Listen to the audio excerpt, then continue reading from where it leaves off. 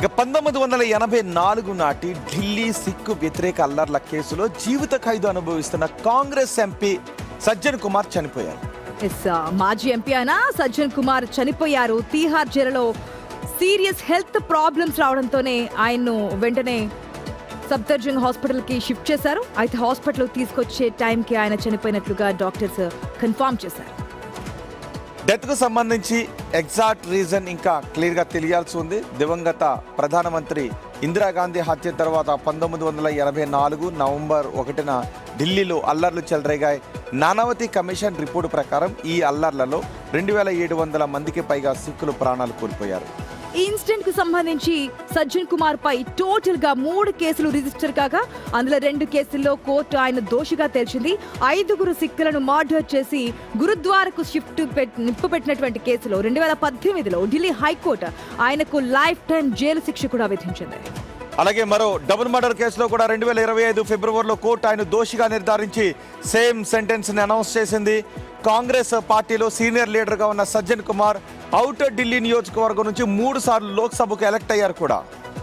Court jail శిక్ష విధించిన తర్వాత ఆయన పార్టీ మెంబర్షిప్ కు రిజిగ్నేషన్ చేశారు. మరింత సమాచారం మా ప్రతినిధి శివ అందిస్తారు. శివ, ఆరోగ్య సమస్యలతో ఆయన చనిపోయారా? ఏంటి అప్డేట్స్ ఏంటి? వయసు పట్టుకోవడం, వృద్ధాప్య సమస్యల కారణంగానే ఆయన మృతి చెంది ఉండొచ్చు అనేది ప్రాథమికంగా అంచనా వేస్తున్నారు. గత కొన్ని సంవత్సరాలుగా కూడా ఆయన జీవిత ఖైదు అనుభవిస్తూ తిహార్ జైల్లో ఉన్నారు. అయితే ఈరోజు ఉదయం ఉన్నట్లుండి ఆయన ఆరోగ్యం క్షీణించడంతో వెంటనే జైలు సిబ్బంది సఫ్దర్జంగ్ ఆసుపత్రికి తీసుకెళ్తున్న సమయంలోనే మార్గ మధ్యలోనే ఆయన చనిపోయారనేది కూడా చెప్తున్నారు. వైద్యులు అంటే ఆసుపత్రిలోనేనా ఆయన చనిపోయింది?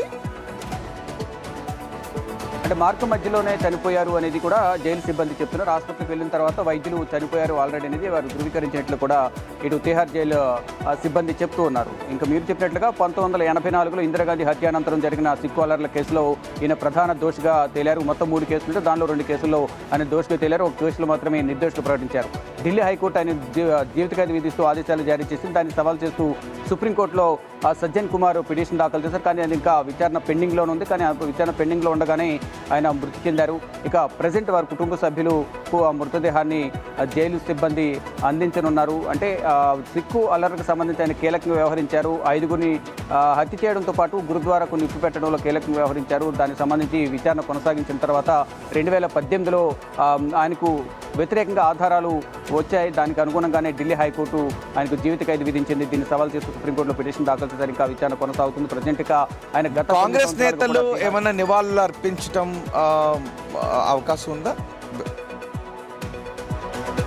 అంటే ఇప్పటివరకు దానికి సంబంధించి కాంగ్రెస్ నేతలు ఎవరు కూడా స్పందించలేదు. అంటే అల్లర్ల కేసుకు సంబంధించి ఆయన శిక్ష ఖరారైన తర్వాత పార్టీ కూడా సభ్యత్వానికి రాజీనామా చేశారు. ఇప్పటివరకు కూడా దానికి సంబంధించి కాంగ్రెస్ శ్రేణులు కానీ ఎవరు కూడా దానికి సంబంధించి స్పందించలేదు. ఇక ఫర్దర్గా ఆయన డెడ్ బాడీ సమర్పించిన తర్వాత కుటుంబ సభ్యులకు ఇచ్చిన తర్వాత ఆయన కుటుంబ సభ్యులు వారి నివాసానికి వెళ్ళి నివాళులు అర్పిస్తారా లేదని కూడా చూడాల్సి ఉంటుంది. రైట్ శివ, నిజానికి ఎవరు కూడా నివాళులు అర్పించే అవకాశం ఉండదు. ఎందుకంటే మనిషిని నిర్దాక్షిణ్యంగా రాజకీయ కారణాలతో, కక్షలతో, విద్వేషాలతో చంపేయటం అనేది అత్యంత దుర్మార్గమైనటువంటి విషయం, చాలా కిరాతకమైనటువంటి విషయం. పైగా అలాంటి వ్యక్తి ఎంపీగా గెలవడం, పార్టీ శిక్ష పడిన తర్వాతే పార్టీ సభ్యత్వాన్ని రద్దు చేసి ఇప్పుడు ఎవరు బహుశా వెళ్ళకపోవచ్చేమో.